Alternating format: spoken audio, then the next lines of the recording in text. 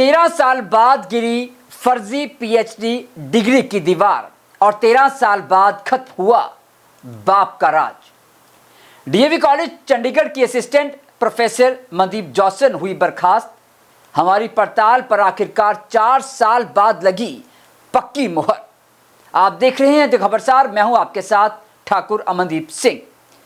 13 साल तक एक कथित फर्जी पीएचडी डिग्री के सहारे नौकरी, 13 साल तक सवाल उठते रहे, 13 साल तक सिस्टम चुप रहा और आखिरकार 3 जुलाई 2026 को कार्रवाई हो ही गई। चंडीगढ़ के डीएवी कॉलेज सेक्टर 10 ने कंप्यूटर साइंस विभाग की असिस्टेंट प्रोफेसर मनदीप जॉसन की सेवाएं समाप्त कर दी हैं। आरोप है कि उनकी नियुक्ति CMJ यूनिवर्सिटी शिलांग की उस पीएचडी डिग्री के आधार पर हुई थी जिसे वर्षों पहले ही अवैध घोषित किया जा चुका था। लेकिन इस कहानी का सबसे बड़ा सच ये है कि इस पूरे मामले को सबसे पहले उजागर करने वालों में हमारा संस्थान यानी द खबरसार भी शामिल था। 25 जुलाई 2022 यही वो तारीख थी जब हमने सबसे पहले इस कथित फर्जी पीएचडी डिग्री के पूरे खेल को विस्तार से देश के सामने रखा था। उस समय हमने केवल आरोप नहीं लगाए थे, बल्कि पत्रकारिता के सभी मानकों का पालन करते हुए हर पक्ष को सामने रखा था। तत्कालीन प्रिंसिपल और फर्जी डिग्री पर नौकरी पाने वाली मोहतरमा मनदीप जॉसन के पिता डॉक्टर BC जॉसन से भी बात की गई थी। मनदीप जॉसन का पक्ष भी प्रकाशित किया गया और सबसे अहम, उस नियुक्ति को पंजाब यूनिवर्सिटी से मंजूरी देने वाले तत्कालीन vice chancellor professor Arun Kumar Grover से भी फोन पर बातचीत कर उनका पक्ष लिया गया। यानी किसी पर एक तरफा आरोप नहीं लगाया गया, बल्कि सभी संबंधित पक्षों को पूरा अवसर दिया गया। और सिर्फ हमारा संस्थान द खबरसार ही एकमात्र ऐसा संस्थान है जिसने मनदीप जॉसन, उनके पिता और तत्कालीन principal DAV college doctor BC Josan और पंजाब यूनिवर्सिटी के तत्कालीन vice chancellor professor Arun Kumar Grover का पक्ष जाना। हम चाहेंगे कि आप भी वो एक बार जरूर सुनें और देखें कि आखिर कोई सवालों को सुनकर कैसे लाजवाब हो गया, कोई सवालों से भागता नजर आया और किसी को तो सवाल सुनकर गुस्सा ही आ गया। उसके बाद आगे की कहानी भी बताएंगे। Hello hello. हाँ जी, गुड आफ्टरनून मैम। हाँ जी, गुड आफ्टरनून। हाँ जी, मनदीप जॉसन मैम गल कर रहे हैं? हाँ जी, हाँ जी।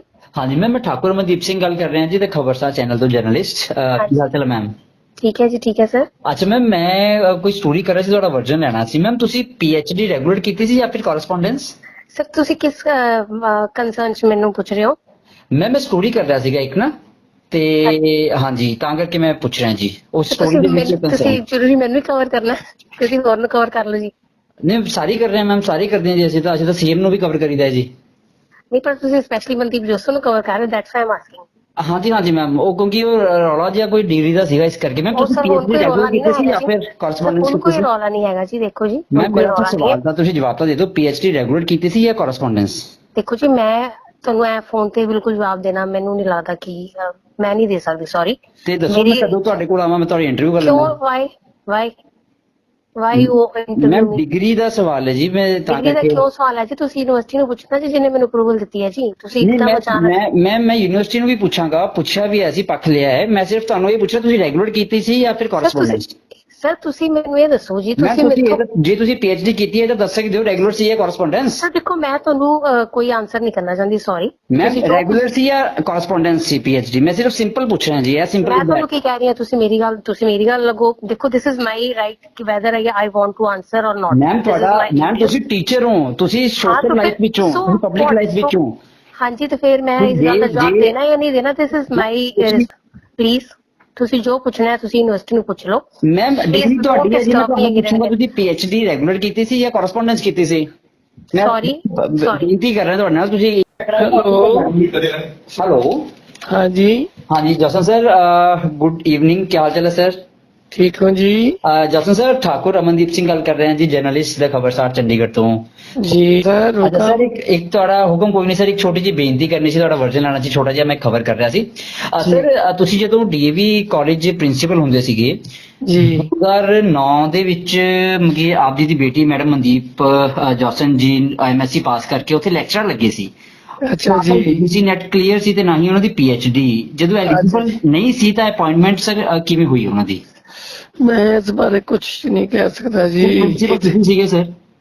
प्रिंसिपल सिलेक्शन कमेटी और ਹੁੰਦੀ ਹੈ ਸਰ ਚਲੋ ਟੈਂਪਰੇਰੀ ਬਤੌਰ ਪ੍ਰਿੰਸੀਪਲ ਛੱਡੋ, ਬਤੌਰ ਤੁਹਾਡੀ ਬੇਟੀ ਸੀਗੀ, ਤੁਸੀਂ ਵੈਸੇ ਹੀ ਦੱਸ ਦਿਓ ਵੀ ਇਹ ਬਣਦਾ ਹੈ ਬਿਨਾਂ PhD ਜਾਂ UGC ਨੈਟ ਕਲੀਅਰ ਕੀਤੇ ਐਲੀਜੀਬਿਲਟੀ ਬਣਦੀ ਹੈ ਜੀ, ਤੁਸੀਂ ਡਾਕਟਰ ਹੋ ਜੀ। ਗੱਲ ਇਹ ਹੈ ਜੇ ਨੈਟ ਸਾਨੂੰ ਨਾ ਕੁਆਲੀਫਾਈ ਮਿਲਣ ਨਾ ਭਾਈ ਸਾਹਿਬ ਜੀ ਤੇ ਫਿਰ temporary that was ad hoc 89 day appointment okay, ਕੰਮ ਚਲਾਉ ਹੁੰਦਾ ਬਸ, ਉਹ ਪਰਮਾਨੈਂਟ ਪੋਸਟ ਨਹੀਂ ਸੀ। ਚਲੋ ਪਰਮਾਨੈਂਟ ਨਹੀਂ ਸੀ, ਅੱਛਾ ਪਰਮਾਨੈਂਟ ਨਹੀਂ ਸੀ, ਲੇਕਿਨ ਜਦੋਂ ਹਾਂਜੀ ਹਾਂਜੀ ਜਦੋਂ ਉਹਨਾਂ ਨੂੰ ਕੱਢਿਆ ਗਿਆ ਜੀ 3 ਸਾਲ ਤੱਕ ਉਹੀ ਪੋਸਟ ਵੇਕੈਂਟ ਰੱਖੀ ਗਈ ਤੇ 3 ਸਾਲ ਬਾਅਦ ਫਿਰ ਤੁਹਾਡੀ ਬੇਟੀ ਨੂੰ ਹੀ ਉੱਥੇ ਰੱਖਿਆ ਗਿਆ ਜੀ। ਮੈਂ ਉਸ ਸਰ ਉਹਨਾਂ 3 ਸਾਲਾਂ ਦੇ ਦੌਰਾਨ ਦੇਸ਼ ਵਿੱਚ ਕੋਈ ਹੋਰ ਕਾਬਿਲ ਨੌਜਵਾਨ ਨਹੀਂ ਲੱਭਿਆ ਜੀ। ਪੱਤਰਕਾਰ ਹੋ, ਮੈਂ ਕੋਈ ਕਮੈਂਟ ਨਹੀਂ ਕਰਾਂਗਾ, ਬਸ ਮੈਂ ਰਿਟਾਇਰਡ। ਤੁਹਾਡੀ ਬੇਟੀ ਨਾਲ ਤੁਹਾਡੇ ਨਾਲ ਜੁੜਿਆ ਤਾਂ ਕਰਕੇ ਨਹੀਂ, ਮੈਂ ਕੋਈ ਕਮੈਂਟ ਨਹੀਂ ਕਰਾਂਗਾ। ਜਾਂ ਫਿਰ ਗਲਤੀ ਕੀਤੀ ਹੋਈ ਹੈ ਜੀ, ਹਾਂਜੀ, ਜਾਂ ਫਿਰ ਗਲਤੀ ਕੀਤੀ ਹੋਈ ਹੈ ਇਸ ਕਰਕੇ ਕਮੈਂਟ ਨਹੀਂ ਕਰਨਾ। ਤੁਸੀਂ ਜੋ ਮਰਜ਼ੀ ਕਰੋ ਭਾਈ, ਮੈਂ ਤਾਂ ਪੁੱਛ ਰਿਹਾ ਜੀ, ਮੈਂ ਬੇਨਤੀ ਕਰ ਰਿਹਾ ਤੁਹਾਨੂੰ, ਮੈਂ ਤਾਂ ਸਿਰਫ ਪੁੱਛਦਾ ਪਿਆ ਜੀ। I'm sorry, I don't want. Sir ਤੇ ਤੁਹਾਡੀ ਬੇਟੀ ਨੇ ਜਿਹੜੀ PhD ਕੀਤੀ ਹੈ ਸਰ, ਉਹ ਰੈਗੂਲਰ ਕੀਤੀ ਹੈ ਜਾਂ ਕਾਰਸਪੋਂਡੈਂਸ? ਮੈਂ ਆਈ ਕਾਂਟ ਕਮੈਂਟ। ਤੁਸੀਂ ਸਰ ਤੁਸੀਂ ਫਾਦਰ ਹੋ ਸਰ, ਤੁਸੀਂ ਦੱਸ ਸਕਦੇ ਹੋ ਜੀ। ਨੋਟ ਐਟ ਆਲ, ਮੈਂ ਕੋਈ ਕੀਤੀ ਵੀ ਹੈ ਕਿ ਨਹੀਂ ਕੀਤੀ? ਮੈਂ ਬਿਲਕੁਲ। ਤੁਸੀਂ hello good evening sir. Yes हाँ जी, प्रोफेसर अरुण कुमार ग्रोवर जी। यस सर ठाकुर रमनदीप सिंह गल कर रहे हैं जी, चंडीगढ़ तो जर्नलिस्ट। की हाल चाल है sir? I am fine. Okay sir ਮੈਂ ਤੁਹਾਡੇ 2 ਮਿੰਟ ਲੈਣੇ ਸੀਗੇ, ਇੱਕ ਵਰਜਨ ਲੈਣਾ ਸੀ ਤੁਹਾਡਾ, ਮੈਂ ਨਿਊਜ਼ ਕਰ ਰਿਹਾ ਸੀ ਕੋਈ। ਸਰ ਜੇ ਤੁਸੀਂ VC ਚ ਹੁੰਦੇ ਸੀ ਜਦੋਂ, ਉਦੋਂ ਮੈਡਮ ਮਨਦੀਪ ਜੋਸਨ ਜੀ ਨੂੰ ਅਪਾਇੰਟ ਕੀਤਾ ਗਿਆ ਸੀ 29 ਸਤੰਬਰ 2015 ਨੂੰ। ਸਰ ਉਹਨਾਂ ਦੀਆਂ ਡਿਗਰੀ ਜੋ ਸੀ ਉਹ ਇਲੀਗਲ ਤੇ ਇਨਵੈਲਿਡ ਡਿਕਲੇਅਰ ਕੀਤੀ ਗਈ ਸੀ ਸੁਪਰੀਮ ਕੋਰਟ ਵੱਲੋਂ। ਸਰ ਫਿਰ ਉਹਨਾਂ ਨੂੰ ਰੱਖਿਆ ਕਿਸ ਬੇਸ ਤੇ ਗਿਆ ਸੀ? I don't know which person are you talking of. Sir doctor BC Josan की जो बेटी हैं, daughter madam Mandeep Josan. Yes जी सर, उनके बारे में सर मैं बात कर रहा हूँ क्योंकि सुप्रीम कोर्ट की तरफ से इनकी जो डिग्रीज हैं वो इलीगल और इनवैलिड डिक्लेयर की गई थी क्योंकि इन्होंने CMG my term as a VC is over. लेकिन अपॉइंटमेंट आपके टर्म में government of the university is the syndicate.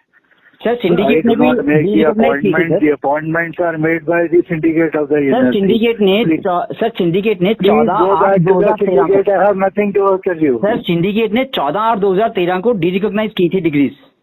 I have nothing to tell you on this. Please go back to the syndicate. Sir syndicate ने डिरिकॉग्नाइज की थी और आपके tenure के वक्त उनकी अपॉइंटमेंट हुई है।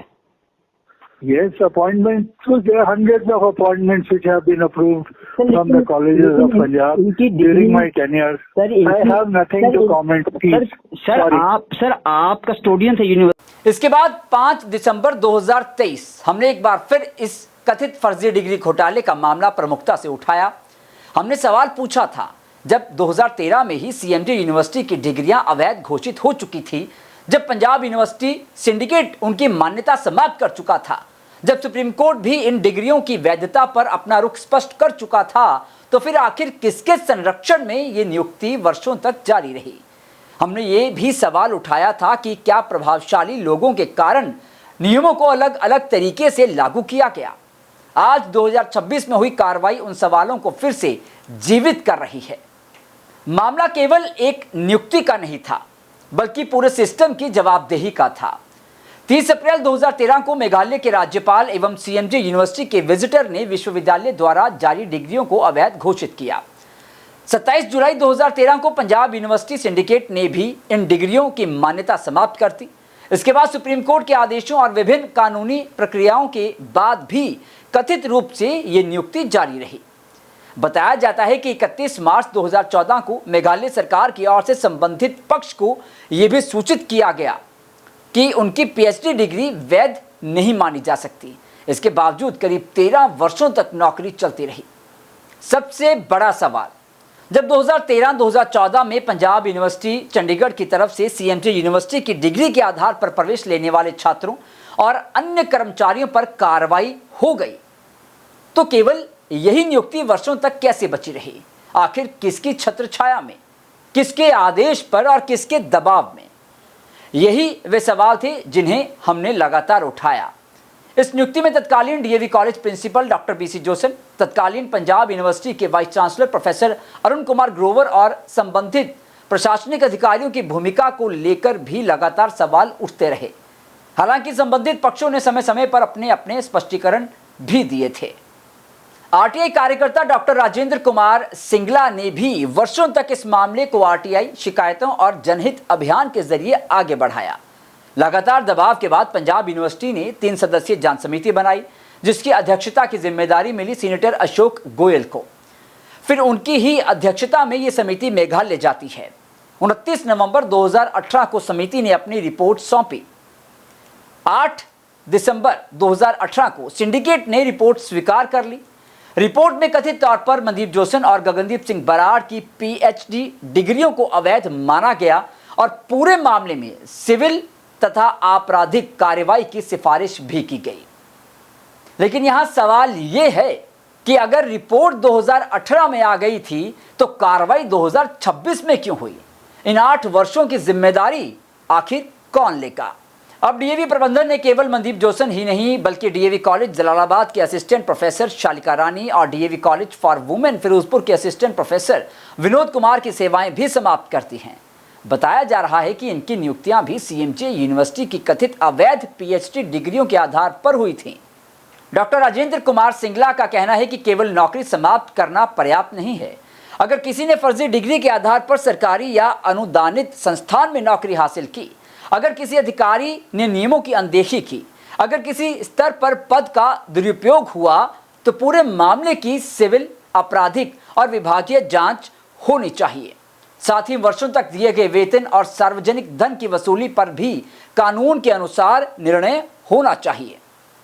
4 साल पहले 25 जुलाई 2022 को हमने सबसे पहले इस पूरे मामले की परतें खोली थी। 5 सितंबर 2023 को हमने फिर सवाल उठाए थे। आज 2026 में कार्रवाई हो चुकी है, लेकिन सबसे बड़ा सवाल अभी भी बाकी है। क्या केवल नौकरी जाना ही इस कथित घोटाले का अंत है या फिर ये सिर्फ शुरुआत है? क्या अब उन अधिकारियों तक भी जांच पहुंचेगी जिन्होंने इस नियुक्ति को मंजूरी दी, जिन्होंने वर्षों तक आंखें मूंदे रखी और जिनकी वजह से कथित तौर पर एक अवैध डिग्री के सहारे 13 साल तक सरकारी व्यवस्था को चुनौती मिलती रही? फिलहाल इतना तय है, जिस खबर को कभी कुछ लोग केवल आरोप मान रहे थे, आज उसी मामले में हुई कार्रवाई ने पूरे शिक्षा तंत्र पर गंभीर सवाल खड़े कर दिए हैं। अब देश की नजर इस बात पर है कि क्या ये कार्रवाई यहीं रुक जाएगी या फिर इस पूरे कथित फर्जी डिग्री नेटवर्क की अगली परतें भी खुलेंगी? ये आने वाला वक्त बताएगा।